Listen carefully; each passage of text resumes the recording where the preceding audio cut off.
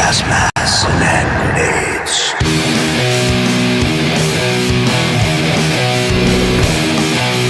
Gas masks and hand grenades.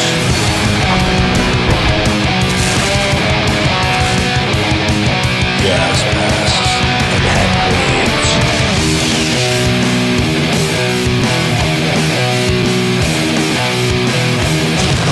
Gas masks and hand grenades.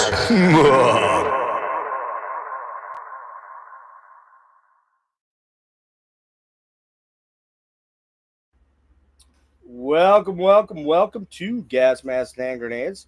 I am your host, Jeff, and we're back, man. We haven't done an interview in it seems like about 8,000 years. It's not really that long, but I've been traveling a lot, going to see guys like this guy next to me here, although it's been a little bit since I've seen him, a couple months.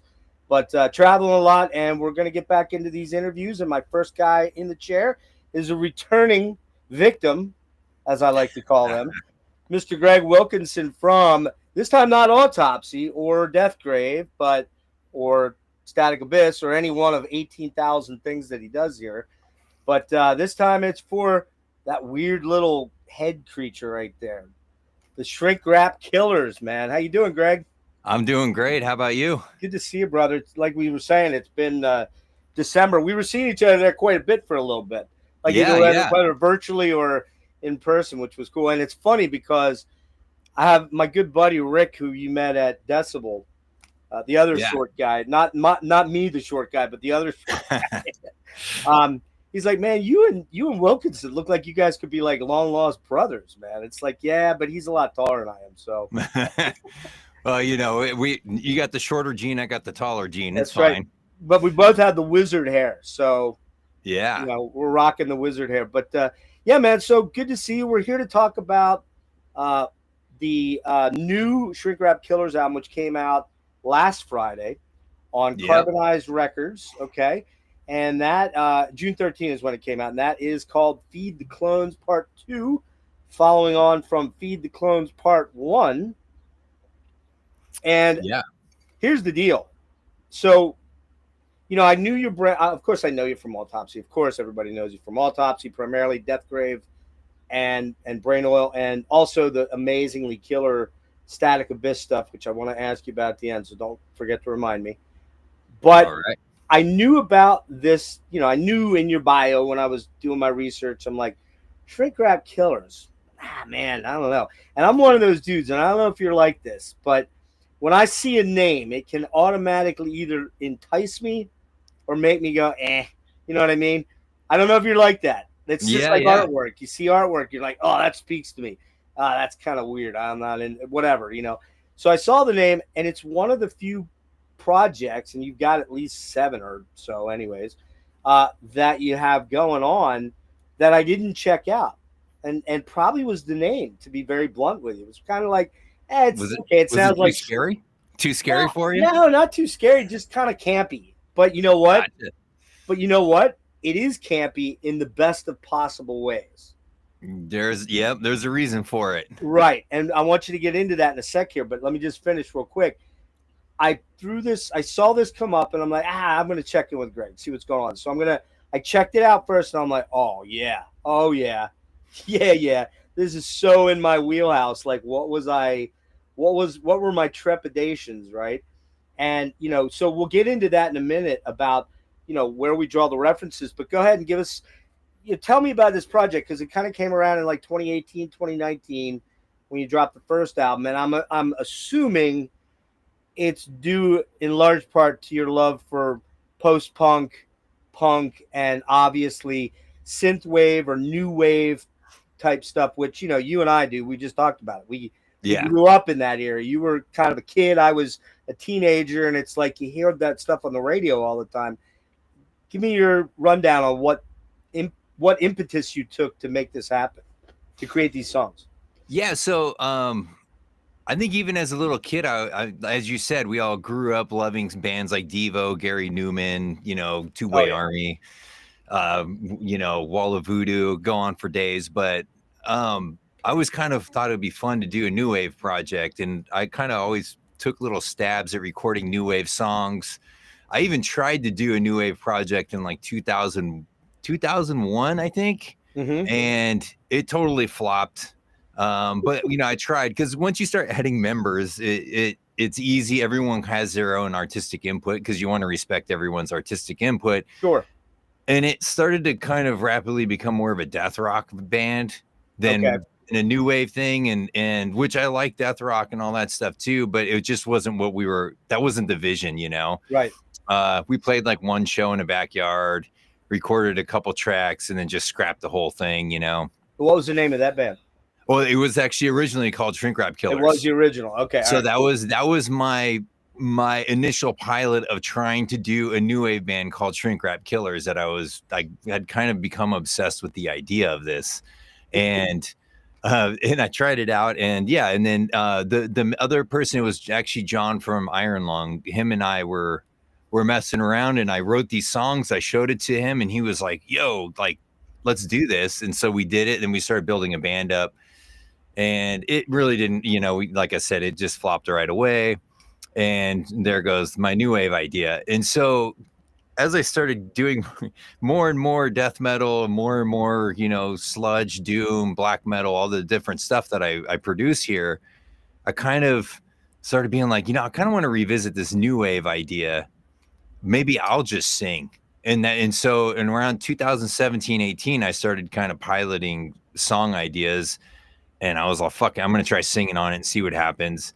And it turns out I liked what I heard. It was pretty amateur and kind of lo-fi, not the best, but pretty like enjoyable for me to listen to. So I decided to run with it and said, I just kept making songs and songs and songs.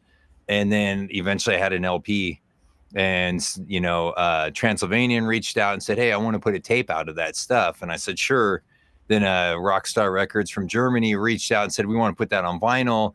Before I realized it was like actually a viable thing. I should just keep doing this because it's entertaining, and it's entertaining me, which was the reason I did it. And then, sure, go figure. There's actually crazy people out there that actually enjoy it too and are willing to listen. So now is that the Parents plus FBI equals Cahoots?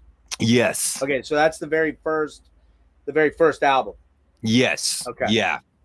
And that came out, when was that? 2018. That was 19 it was released, yeah. So okay, I'm looking here on Bandcamp, and everything's pretty much sold out, unfortunately. But I guess maybe at some point, if enough interest would occur, you'd probably do some represses, I would gather. Yeah, that would be cool.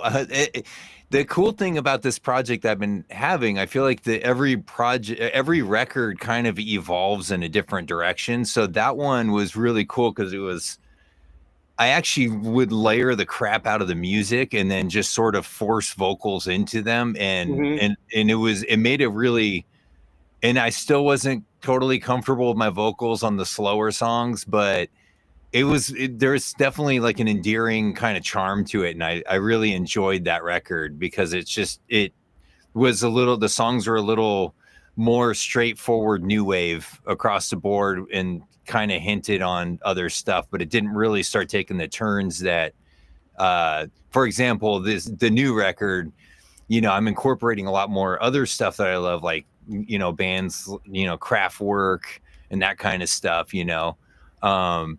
whatever, more Gary Numan stuff and less definitely DEVO, Gary Numan, Tubeway Army, big time, and I fucking love Gary Numan. Yeah. I've seen him a number of times, and I come from that era when the first time I heard Cars as a 13-year-old kid washing dishes in Houston, Texas at my first job. I'm like, what is this, man? Because I was just discovering, at that age, 13 or so, I'm just discovering Rush, UFO, all those killer 70s bands that are my bread and butter, that I still always go back to, Absolutely. But like, I also, what I kind of hear a little bit of, I hear like, I was trying to, like, your vocals, you're talking about your vocals and maybe your uncomfortableness with them. They're great. I think they're great. They fit the music perfectly. But I hear a lot of like cramps like guitar stuff that's almost borderline surf rock. It's not quite, the Merman or something like that that's full on Dick Dale type stuff. But there's just enough vibes of surf rock in there that I hear like Cramps and and stuff like that. And then I hear a lot of like 80s shit, like, you know, like I kept thinking of Robert Hazard and the Heroes. Remember Escalator of Life? I don't even remember this one. Yeah. Dude, you don't know that song, man? No, well, I probably do, but I don't know it knowingly, if that makes You're sense. riding on the escalator of life. Send me that. Send me I that will. after You this. got, Yeah. you'll love it because it's got that vibe of like just that 80s. It's not cavernous is a stupid word because right away if I say that people are going to go, oh, it's death metal. No, it's not death metal at all. There's No, no death metal on this at all. There is interesting stabby chord structures at times that remind me of maybe a little bit of black metal. It's sort of the tritonal weird stuff that you throw in here and there, more on the new album than the previous stuff. But it's way more post-punky. Chameleons. I kept hearing the Chameleons a lot. Sure. There's all that. I mean, there's Stranglers are a little bit in there with Big the time. rhythm stuff, and then there's Ramones on some of the songs. There's Huge a lot Ramones. of like 70s kind of proto punk and early and 80s new wave stuff kind of gelled. But also another one that I really loved the influence of was Wall of Voodoo and like the Ennio Morricone kind of like, you know, spaghetti western The jangly guitar guitars work. that you do at times in there has that. I was thinking of Calexico. I don't know if you know Calexico, Yeah. but they have that weird jangly Spanglo American sort of, you know, that kind of, like you said, Morricone sort of vibe. So yeah, it's all in there. And what's great about this is, to be blunt, the songs don't ever outstay the welcome. In other words, they're very short songs for the most part. You know, anywhere from as short as a minute to 3 minutes is probably the max, I think, that I recall. Yeah. Seeing.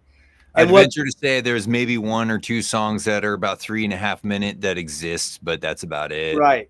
And Yeah. was that a conscious thing that you felt like, look, I don't want to drag out the riffs because might become a little too repetitive, or maybe the ideas aren't there. I don't want to suddenly turn it into a weird, you know, metal song or something like that.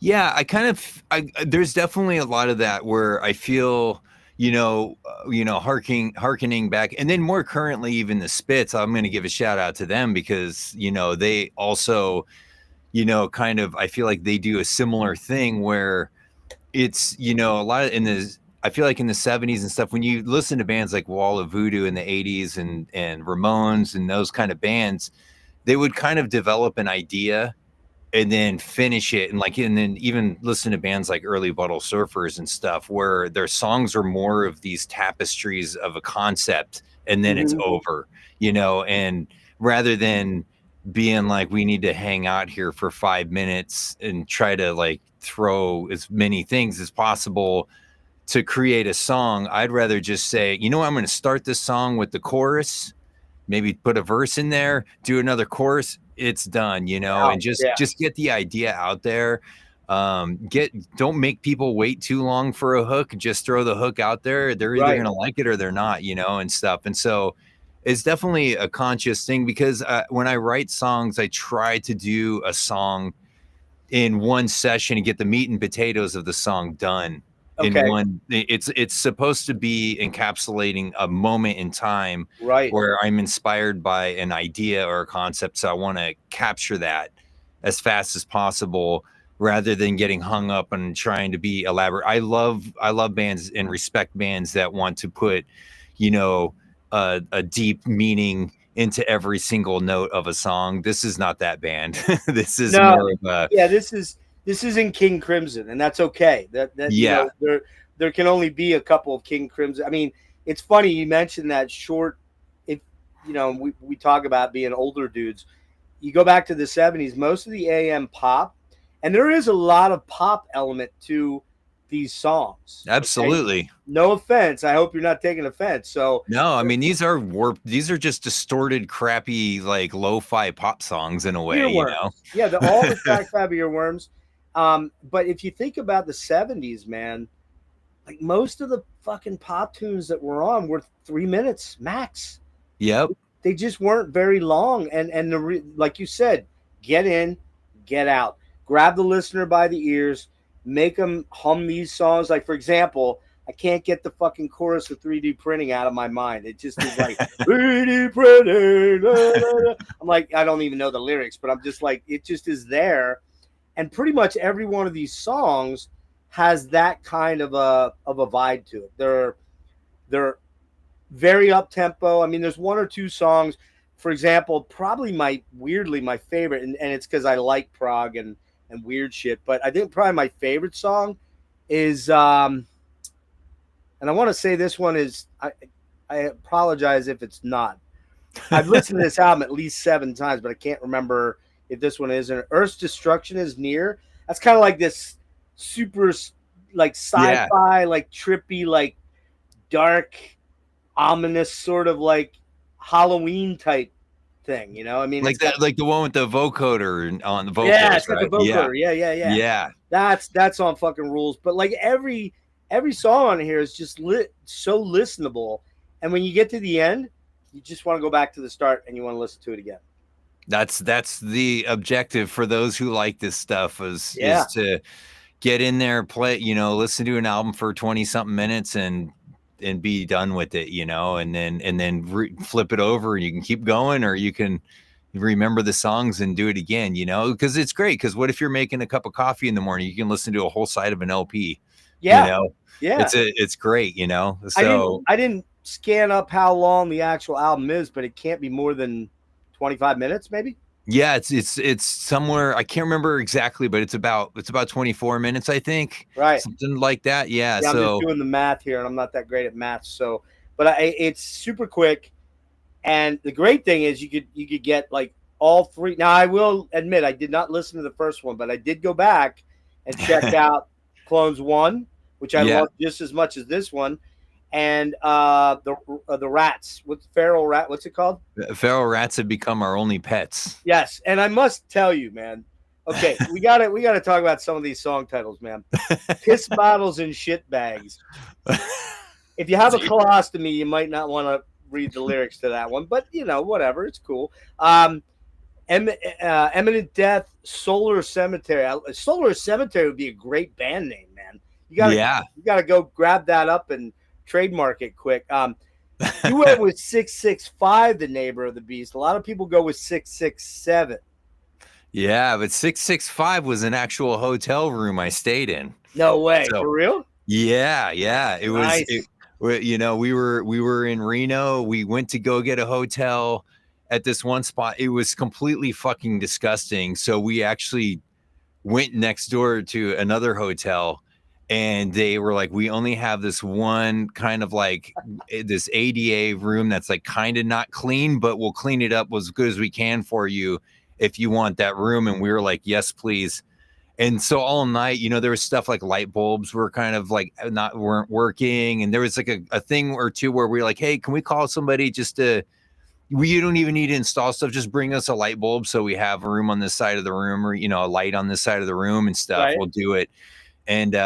And then, of course, we would try to party with the people working there. Be like, hey, you want a beer or something? It's just try.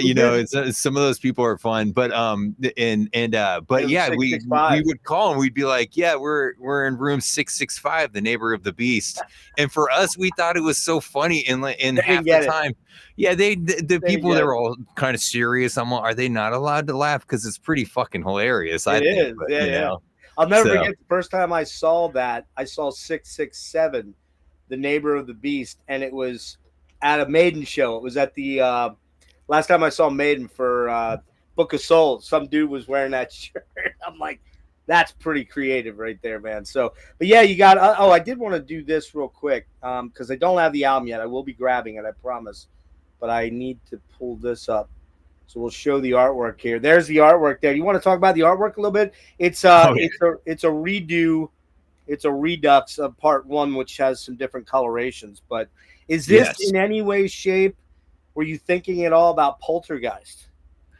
I was actually thinking more about the Cronenberg movie, Naked Lunch. Naked Lunch, okay. That scene where the hand is coming out of the TV.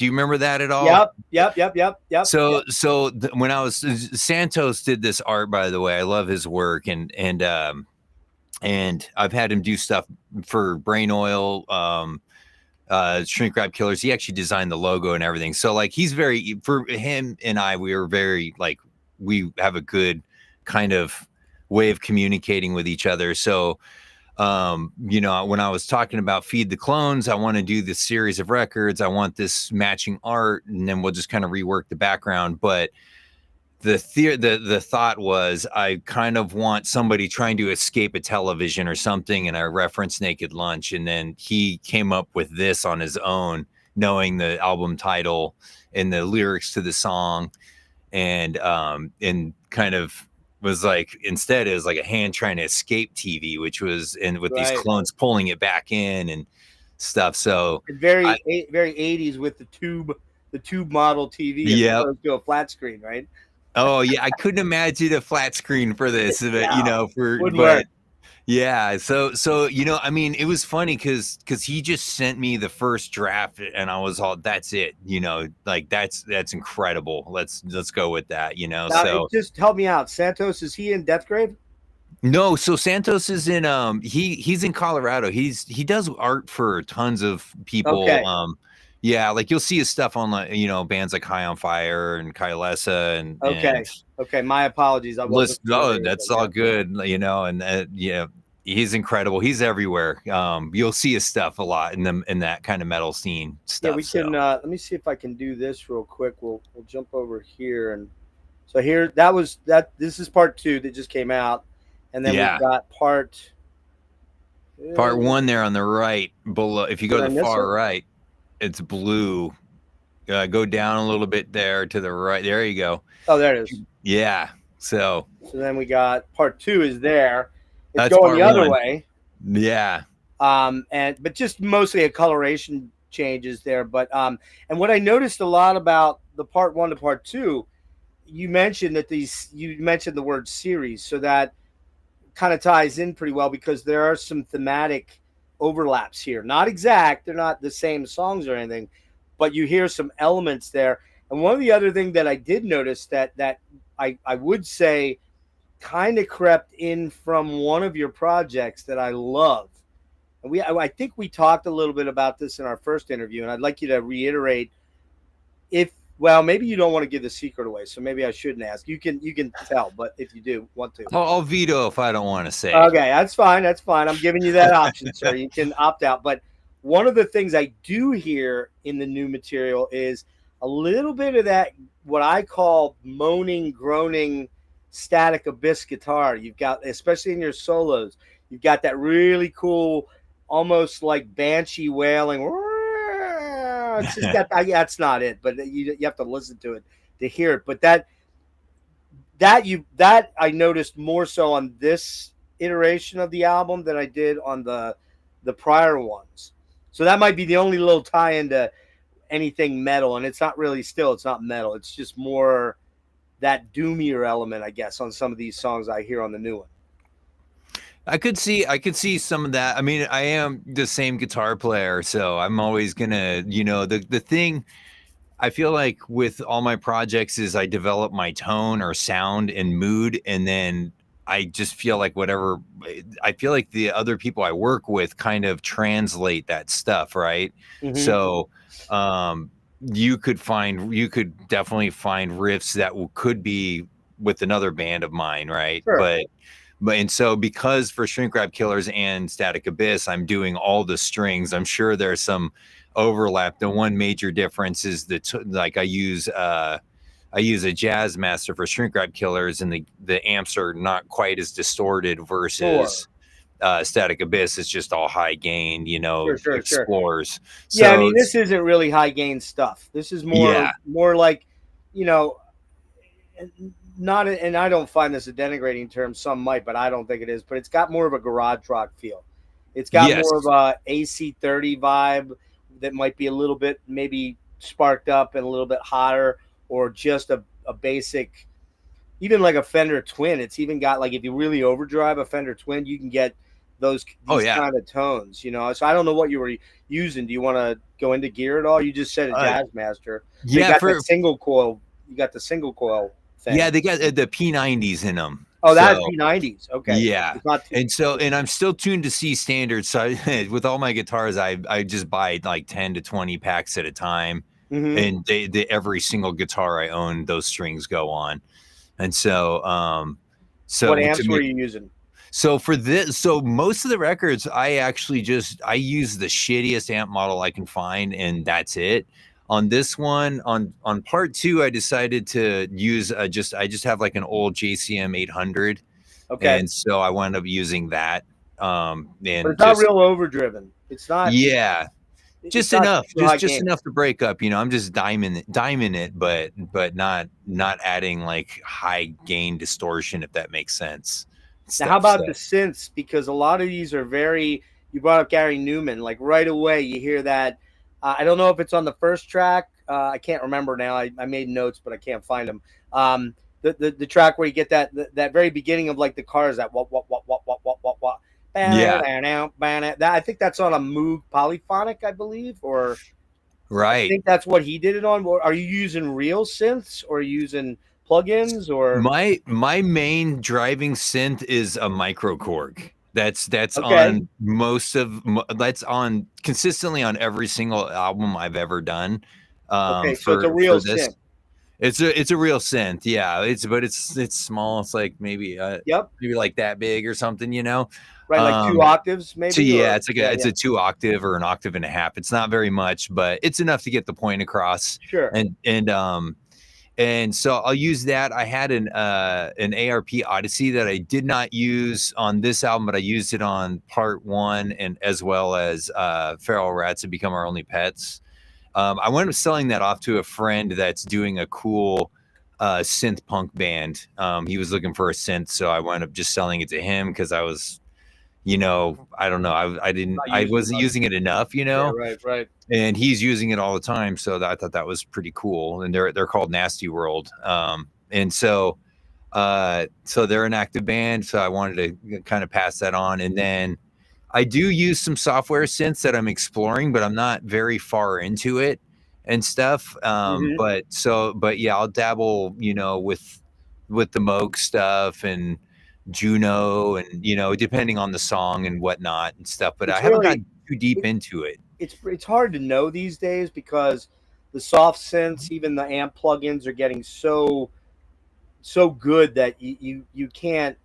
Unless you're like that, you know, you're an audio engineer where you're listening to this stuff day in and day out as a lay listener, it's hard to know what's kind of real and what's not. But I figured you're a gear junkie dude, so I figured they were probably all real things. So, and yeah, do a lot of these songs start with guitar riffs, or do they start with like synth lines? Or that's a good question. So traditionally, I'll usually start with the drums and guitars and kind of build up traditionally. Now, when I was doing the Feed the Clone series, the reason why I wanted to break these songs up into 2 albums was it was a time where I was just spitting out a ton of songs and they were songs that I was considering keepable. But there was 2 different thought processes. And so I wanted to, for the most part, split the songs into 2 different albums. Part 1 was the traditional, I developed the song first and then wrote lyrics and sang on. Part 2, for most of the songs, I actually started with the drum beat and then did the vocals first. And then I built the songs around the vocals. Okay. And so I kind of wanted to try that idea because I know that there are a lot of bands in the past that have done that kind of stuff. And, you know, even when you're talking about like, you know, stuff like Bob Dylan or whatever, you know, a lot of those kind of singer-songwriter people, they build songs around the vocals.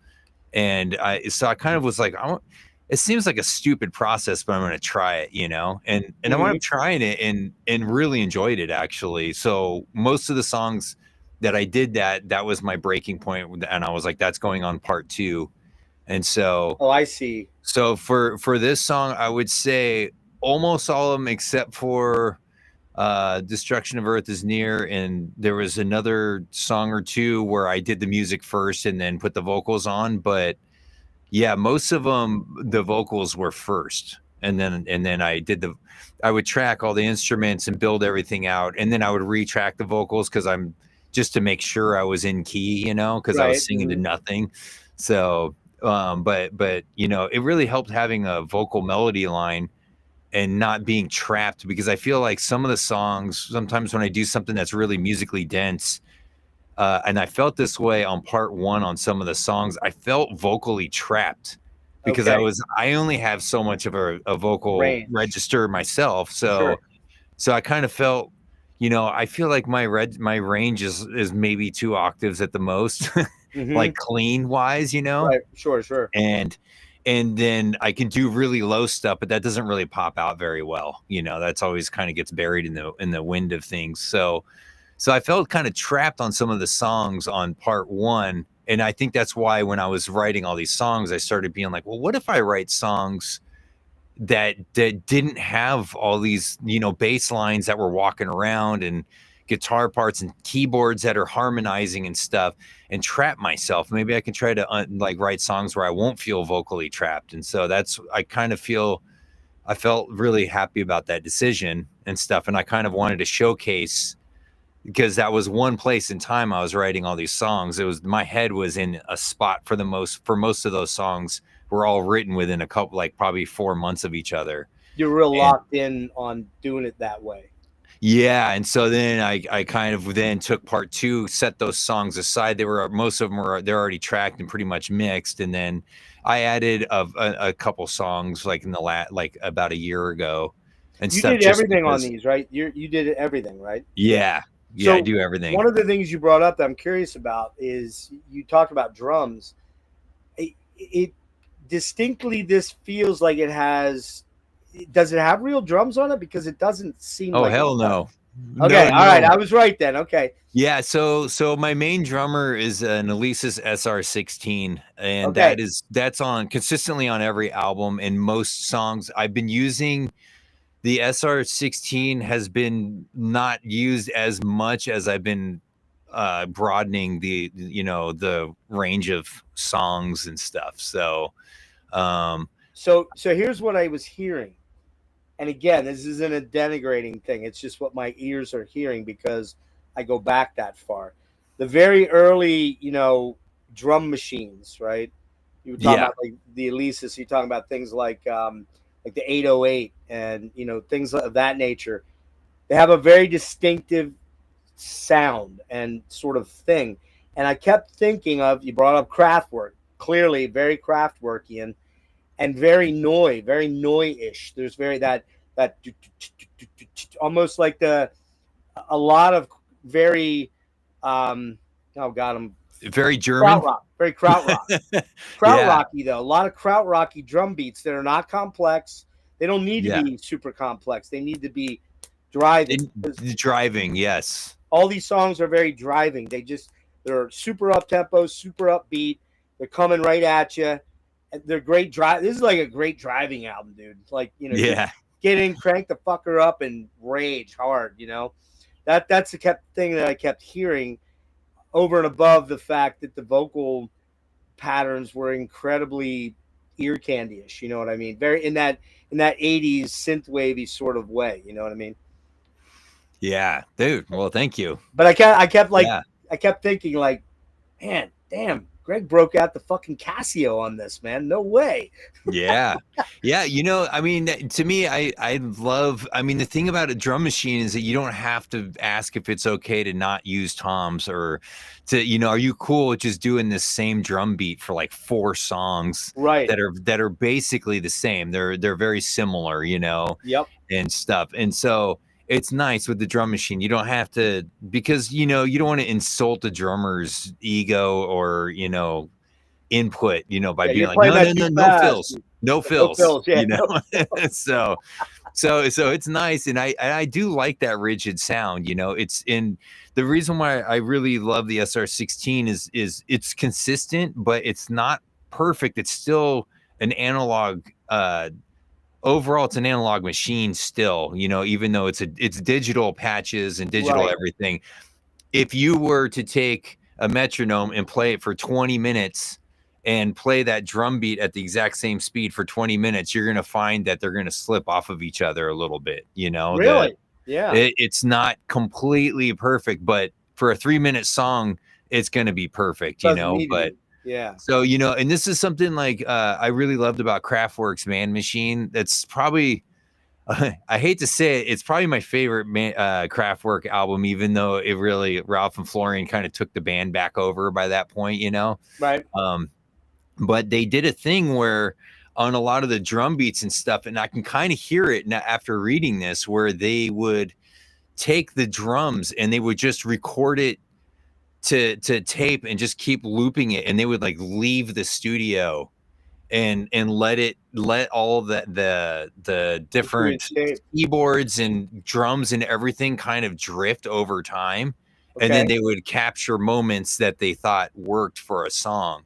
And if you and that album has always kind of had this otherworldly kind of slightly off kilter, warped kind of uneasy feeling to it that I've always loved. It's a very dark, weird album for how. I gotta listen. It's been a lot of years since I pulled Kraftwerk out. I need to. This actually, it's interesting listening to this stuff. Kind of really made me go, well, I need to go back and do some '80s, like an '80s dive for a while, because huge Gary Numan fan. I've seen him 6 or 7 times. Got to meet him. Super cool guy. Really nice. Sweetheart of a guy.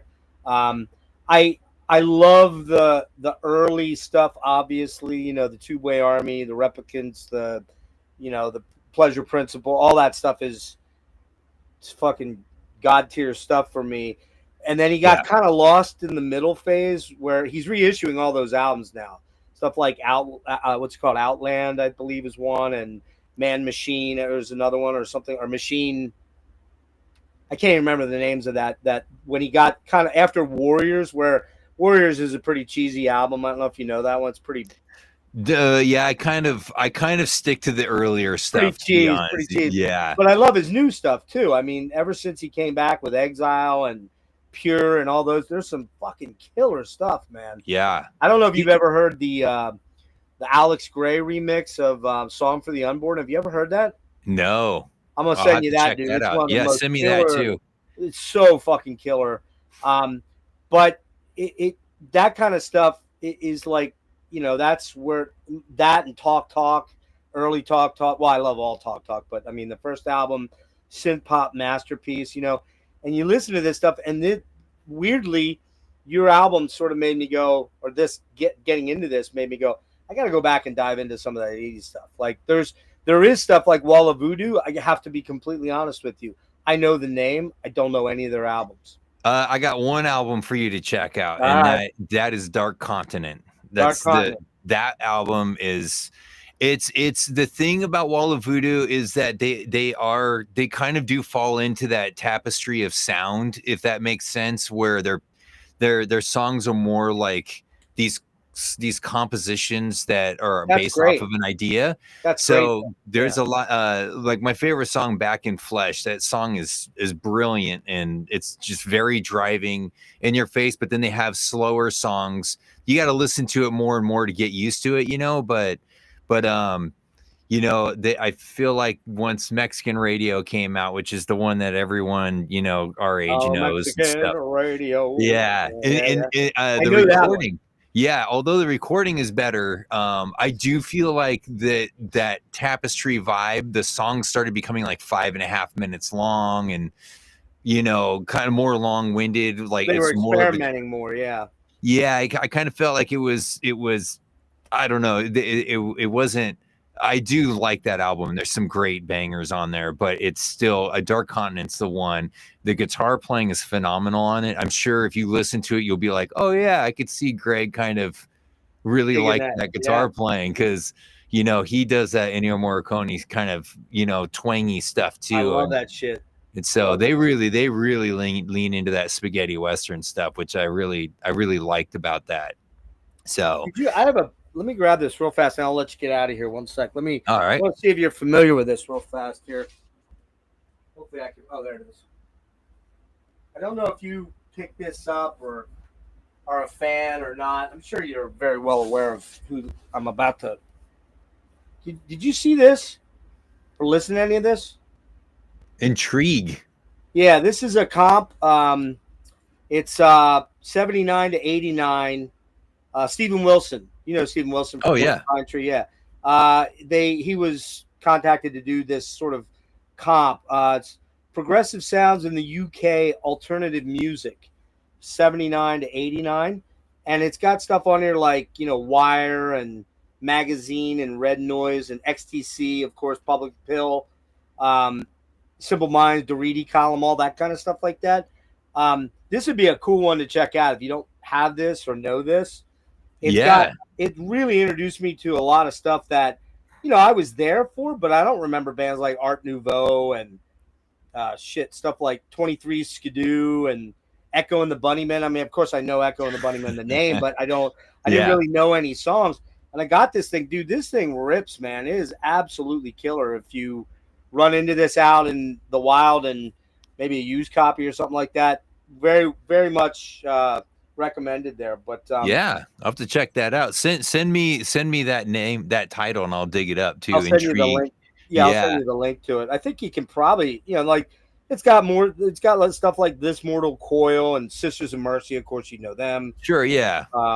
But there are some weird ones on here that I don't know, that I didn't know, that I was kind of like, oh, and it took me back to that 80s, decade of music where, outside of the Metallicas and the thrash and the Sabotages, the traditional metal and that kind of stuff, I also had a big interest in this kind of weird stuff that was, that was happening outside the metal genre. And I think that what people need to know about this album that you just put out is, it's not metal. Again, we'll reiterate that it's not metal. It's just fucking super cool. It's super cool. It's so listenable and it's so earwormy, and it's not what you would think of regarding your rep. I mean, you're doing all these super death metal albums and black metal, and you're in Autopsy, and you've got Static Abyss, and you got fucking Brain Oil. These are all really Deathgrave, of course. These are all like pretty intense manifestations of metal, and this is something completely different. Yeah, which is super cool. So, what's going on with anything else? Can you shed any? You just did a gig in Northwest Terrorfest for Brain Oil. Yeah. What else is happening on the front of all your other bands then?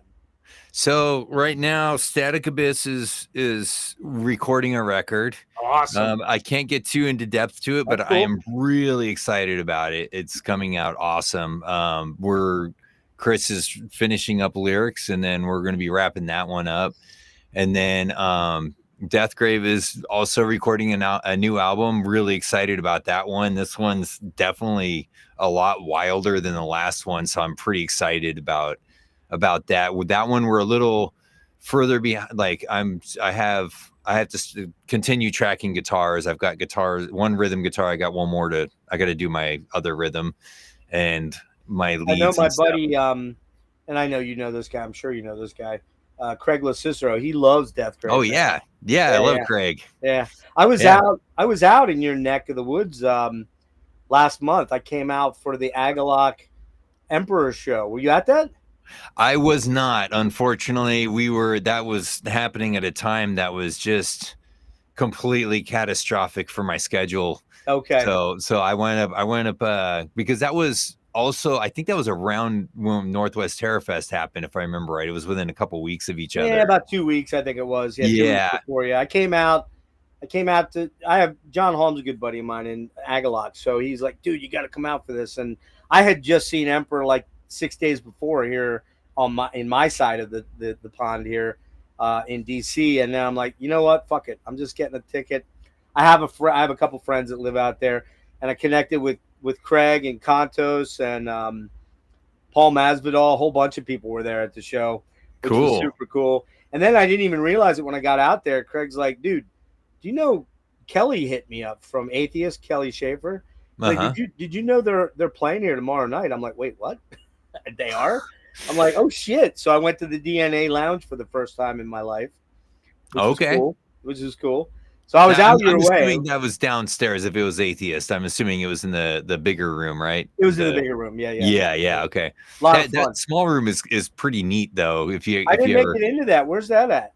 It's if you go back? to the upstairs, it's actually on the stage right. If you go upstairs in the middle of stage right, there's a door that will go into the venue. I don't know if that's the way to get into to all shows, or there's another one on street level that's like to the left of the entrance. Yeah, no, they were on the main stage because it was them and Obscura and Origin, and it was like a package deal. Oh yeah, there's no way that would have fit in that little room is way too dinky for that. No, yeah, it was pretty full. They probably had 250, maybe 3 somewhere there. It was pretty full. That's cool. Cool. Origin doesn't play around here very much either, and they're from here, and so I know people are excited to see that too. When they play. Yeah. Anyways, I know that Craig is a massive fan of Deathgrave, so I gotta. Yeah. That's the one other project of yours I haven't dug into. So, go ahead, finish up. Yeah. Sorry. Oh, so yeah, no, so yeah, the Deathgrave stuff is a little further behind, but just got to finish the rest of the guitars, the bass and vocals for that, and then, yeah, so those 2 are coming in the can. Hopefully later this year is the plan, and then Deathgrave also has a split that we just listened to test pressings for and sound awesome. Okay. So I'm pretty excited. It's our friends Black Canyon from Japan, and, nice. and so it's weird because our bands, so we're more, the grindcore kind of death metal slant, and they're more grindcore, but kind of a hardcore slant to it, but not hardcore like change picking up, but just like old weirdo shit, like things like Zenigeva and stuff come to mind, where the guitar playing is really angular and crazy, and stuff, and yeah. So what are they called again? Black Canyon. Black Canyon. Yeah. And they're G-A-N-I-O-N. Yes. Okay. Yeah, G-A-N-I-O-N. Yeah. And they're you should check them out. They're a really interesting band. I've known them for years and stuff. And so we've been working on this split for years, and it's finally come to fruition and stuff. And it felt so good. We're doing it on 180 gram vinyl. We were listening to test pressings. It just sounds crushing. So that should be coming out in the next month or so. So those are the 3 new things I'm excited about that I'm working on, as far as that I'm in. So I have to ask, is anything brewing in the Autopsy camp? I know you got a big show coming up in Detroit soon. Yeah, at the end of summer we got one, and then we're doing Stonehenge out there.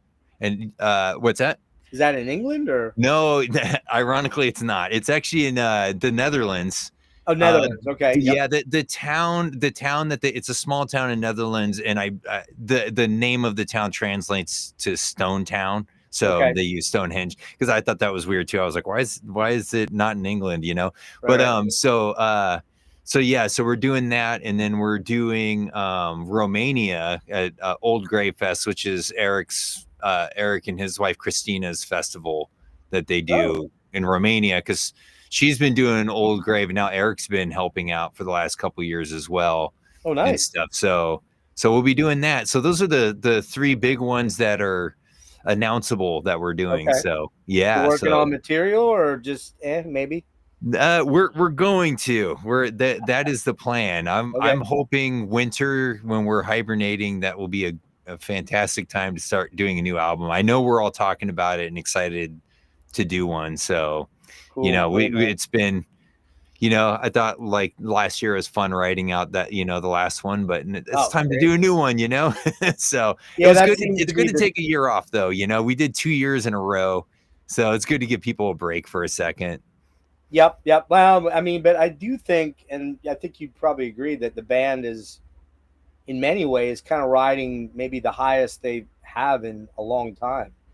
In terms of like the demand for the shows, the demand for Autopsy to be out there playing, and for new music it's a good time to be alive, right? For that kind of stuff, right? It is. So, all right, man. Well, listen.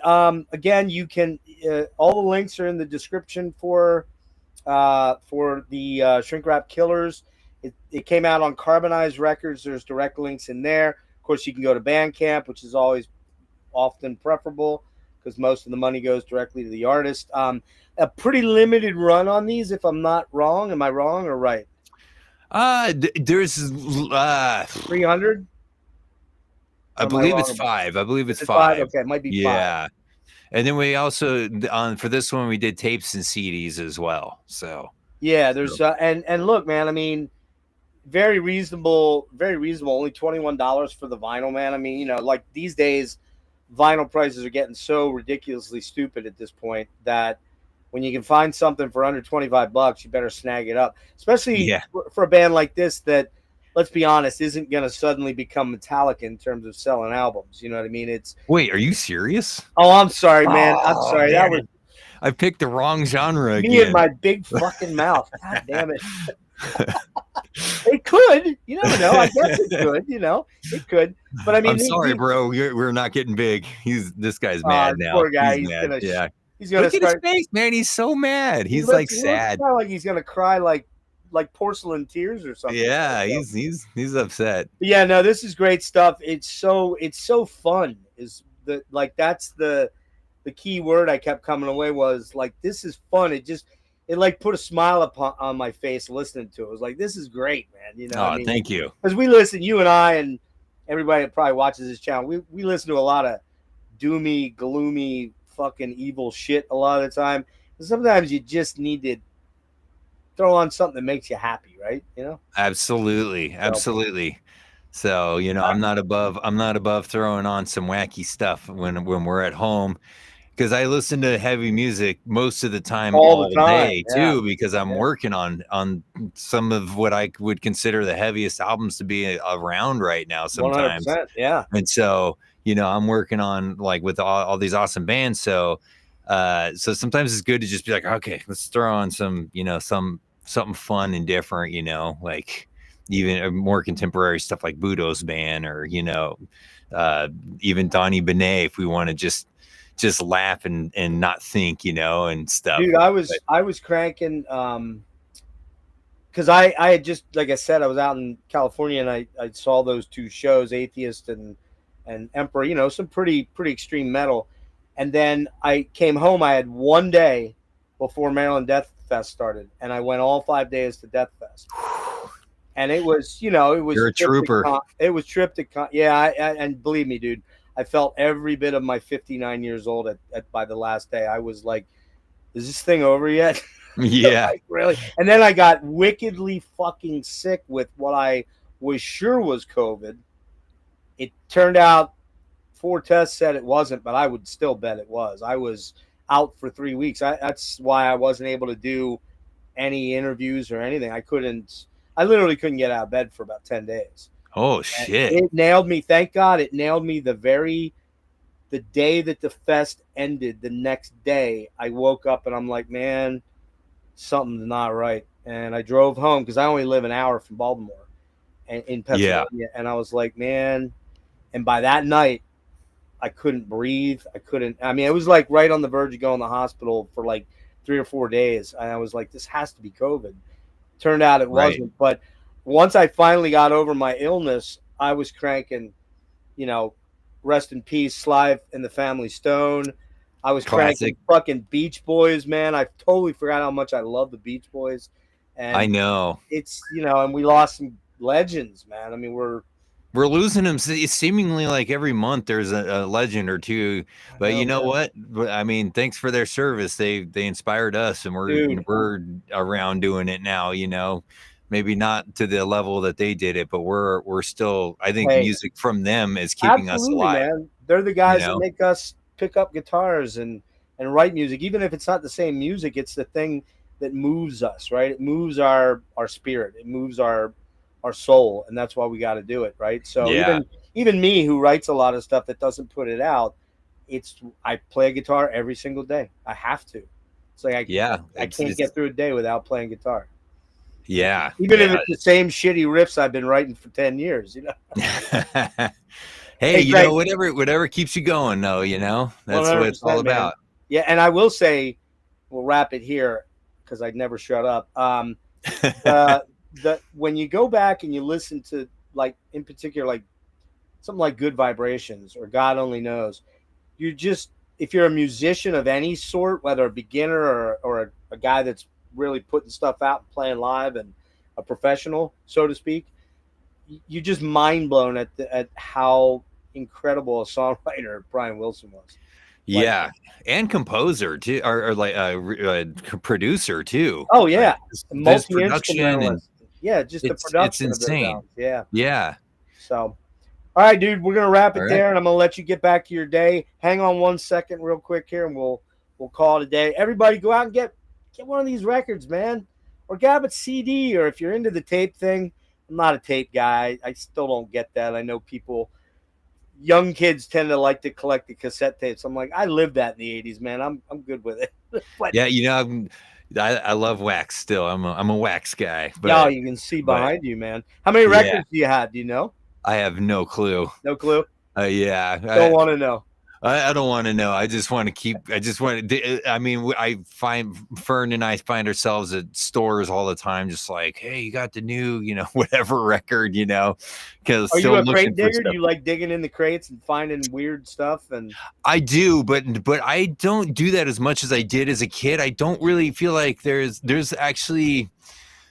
one store that I do that through still, and that's it's Jam Records. Okay. Is I love digging through their stuff there. I feel like it's a small store and the curation's great there.